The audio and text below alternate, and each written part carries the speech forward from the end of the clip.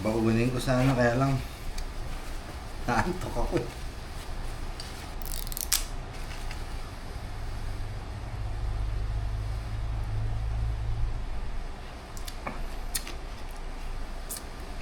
Let's go. Kailan ako lumabas, oh? Saka pa umulan.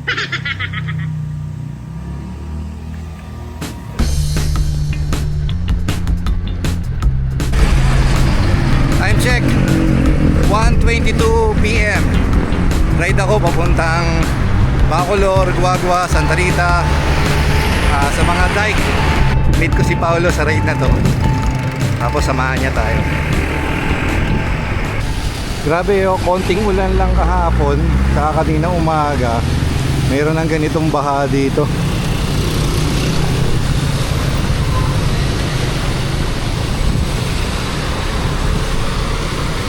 This is our life here. Lagi nagbabaha dyan, Tulaok, San Simon.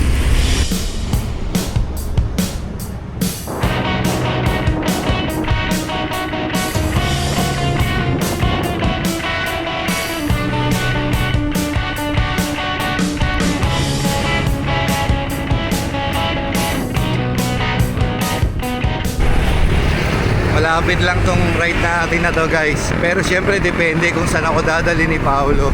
Actually inaya ako siya sa ride na to. Meron kasi ako nakitang bagong gawang tulay. Bumaba dun sa Mega Dike. Sabi ko silipin namin yung bagong gawang tulay. Tsaka mag-discover kami ng ilang mga off-road route dun sa kanyang area.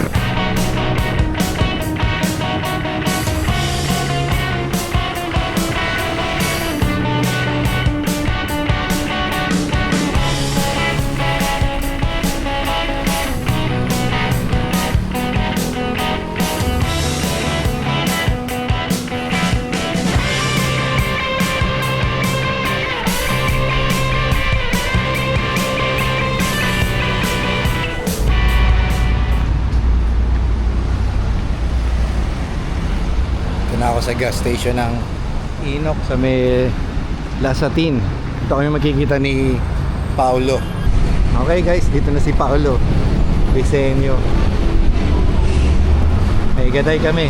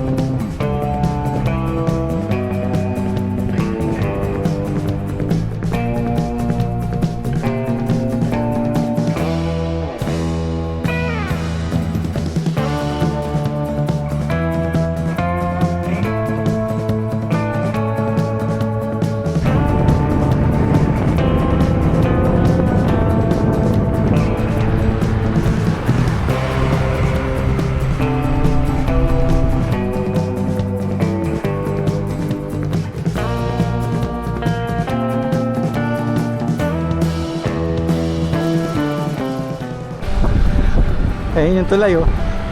Hindi ko alam kung kita sa video. Medyo malayo.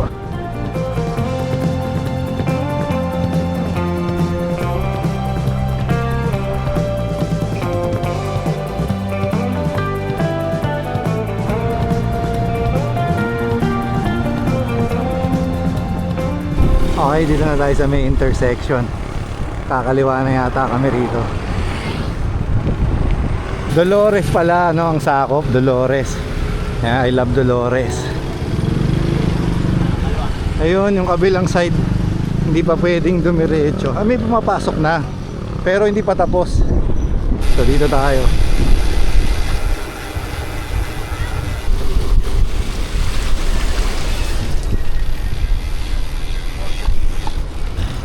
Putik.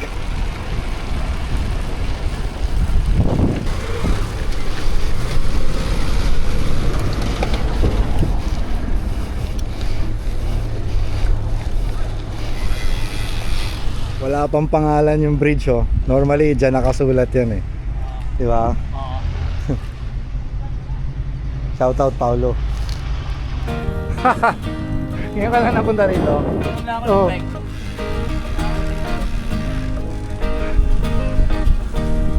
Ayos! Sana makakadiretso na tayo sa kabilang dike, no? Sa kabila kasi yung ano eh, yung Eco Park.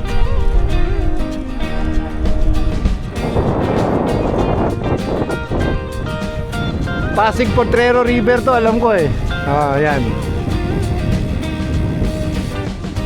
Ang haba pala ng tulay, no?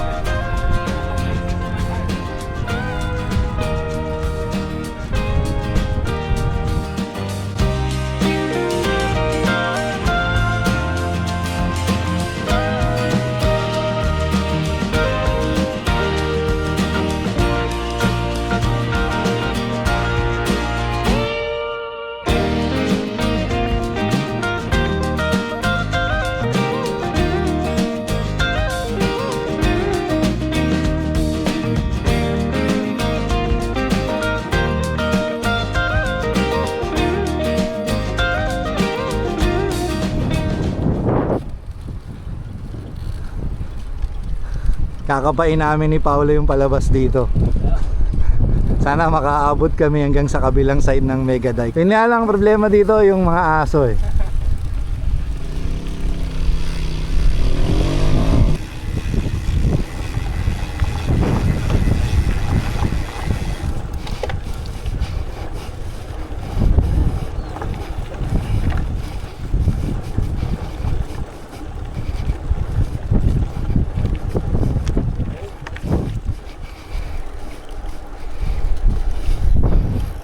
Sa mapa, may diretso doon. Ayun ako sa Tagalog. Tanong tayo.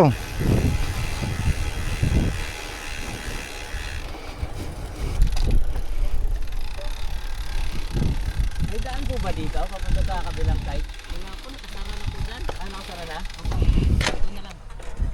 Paano, private po ba? Opo. Okay. Sinunan na nila? Opo, sinunan. So hindi pwede makadiretso kahit bisikleta. Okay. Pwede namin tingnan? Sige po. May aso ba? May aso? Wala naman po. Wala naman? Sige, tingnan namin. Wala natin. Tingnan lang namin na.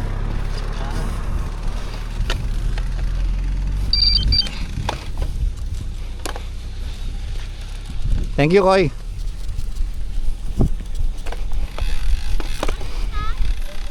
Tingnan na namin yung daan. Wala sarado. Opo. Tingnan na namin yung dito po. Wala. Ang doon. Yung dati yung dinadaanan, sinarado yung bakit na Ah, ganun po ba? Mahigit. Ano? Sige, wag na. Tara na. Sige.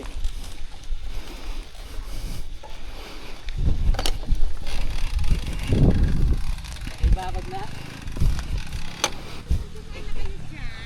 Dito ba nang may nakasabot na bangkwan? Oo po. Di ba, papasok kayo dito, iikot kayo, katapos doon. Opo. Yun yung mismong barbed wire doon sa pangalawa. Yung nakasara.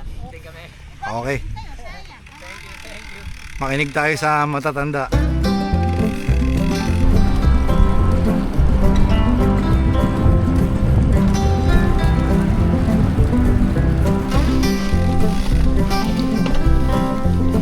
Maliliit pa yun eh.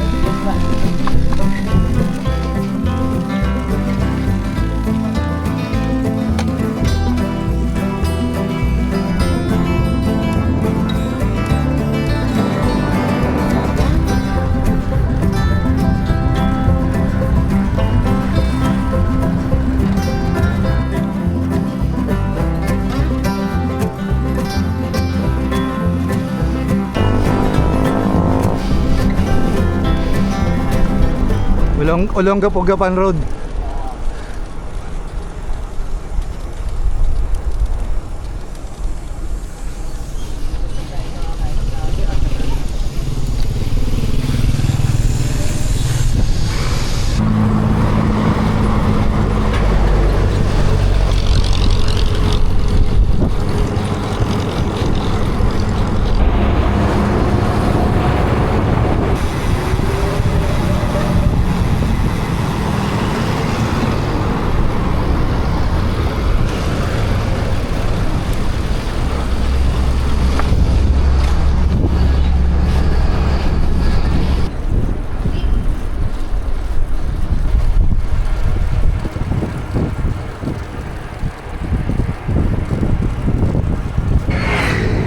kanina nasa east side tayo ng Mega Dike. Ngayon naman, nasa west side tayo ng Mega Dike. Ito yung papuntang Santa Rita Eco Park. Yan, yan. Oo. Oo, oo.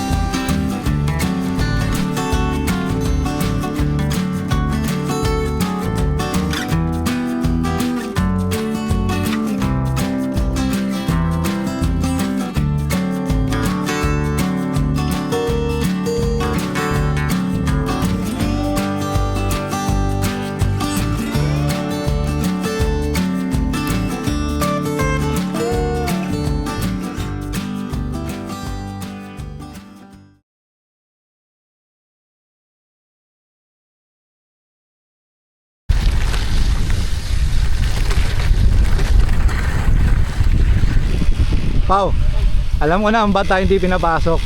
Mukha kasi tayo mga engineer. Titingnan nila dahil baka mamaya naka-declare na tapos na itong project na to, tapos ganito pa yung daan. Kaya siguro tayo hindi pinapasok. Dati nakakadiretso naman tayo dun eh. Diba? Hindi naman private. Kaya nga hindi naman private, nagtaka ako eh.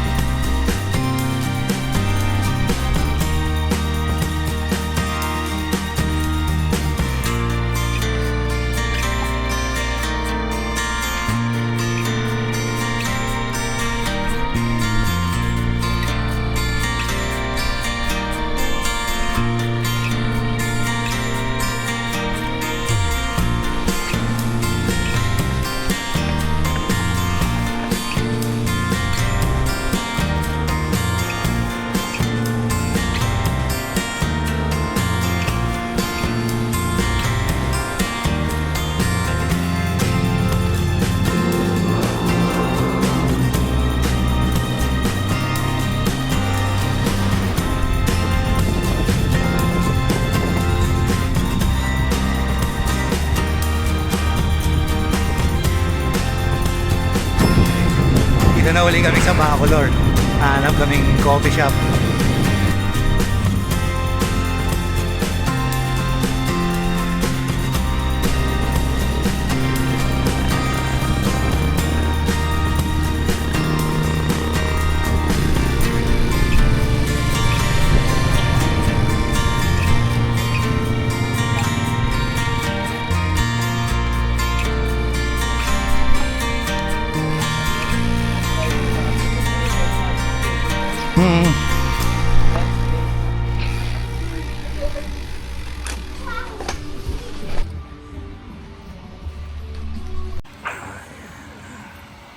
Meron palang ganito sa Bacolor. Farm to, no? Farm. Oo, converted. Maraming ganito dito eh. Yung mga palaisdaan, mga ginagawa. Ginawang farm.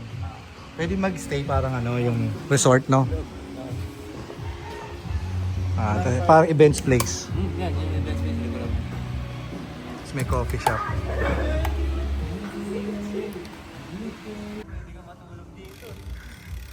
Komportable yan. Oo.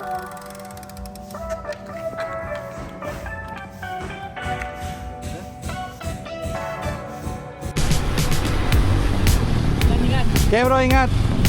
Nakapanghinayang lang, hindi namin na-loop yung from east side ng Mega Dike doon sa Metulay hanggang papunta sa west side ng Mega Dike. Pero ganun pa man, nakapag-enjoy pa rin naman tayo sa ginawa nating ride na ito. Sana dumating yung pagkakataon matapos na yung mga access road na ito, yung mga bypass, yung mga dikes na ginagawa dito. Nang sa ganon, mas marami pa tayong mapasyalan at higit sa lahat, mapakinabangan ng mga residente sa lugar na ito. Shoutout mga natin, sarap ang bike shop, Pampanga. Dali kaming cycling ship. Sabay ko. Umuulan na. Sarap mag-bike. Shoutout, Iyanaw.